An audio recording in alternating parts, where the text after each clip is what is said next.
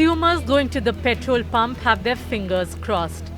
With crude oil prices surging 13% in the past 7 days, there are fears that oil marketing companies in India may also be forced to raise petrol and diesel prices. The government has, however, assured that it will shield the consumer from any fallout in case of crude oil supplies being hit by an escalation in the tensions. Our energy consumption has been steadily growing. Today there is more oil available in the world. If some parties hold back on availability, there are new suppliers on the market also. In the short to medium term, I don't see any shortage of oil in the world. The rest, we have now buying from 39 sources. Earlier we were buying from 27. There is enough oil available. Meanwhile, experts Business Today TV spoke to said the situation in India could get difficult only if Israel strikes the oil installations of Iran. We import oil from roughly 40 countries across the world, including the Middle East, of course, but then also Russia, Latin America, Africa, the United States, and Brunei, and several other countries. So our worry is not so much about the supply, that in case there is an escalation of war in the Middle East, that our supplies may get disrupted.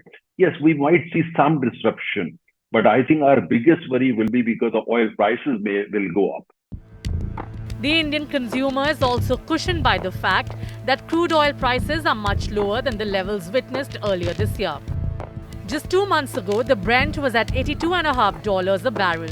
This year's high was in April when the Brent hit upwards of $91. Crude prices are meanwhile seen softening, with experts of the opinion that Israel and Iran are likely to pull back from the precipice as neither can afford the results of an all-out war. On the one hand, they do want to brush Hezbollah back. They want to cause more damage to them. They want to get the Hezbollah forces away from the Israeli border so the Israelis can come back to their homes, to their schools.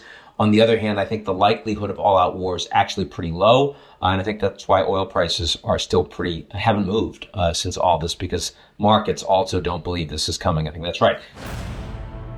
The markets clearly reflect the calming sentiment. Brent crude prices in the futures market show a continuous decline in the coming months, a clear reflection of the belief that the current tension will bleed off slowly. A report by ANZ also helped cool the market.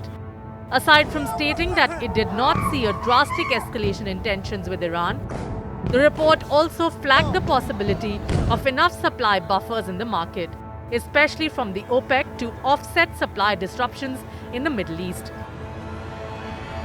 Bureau Report, Business Today TV.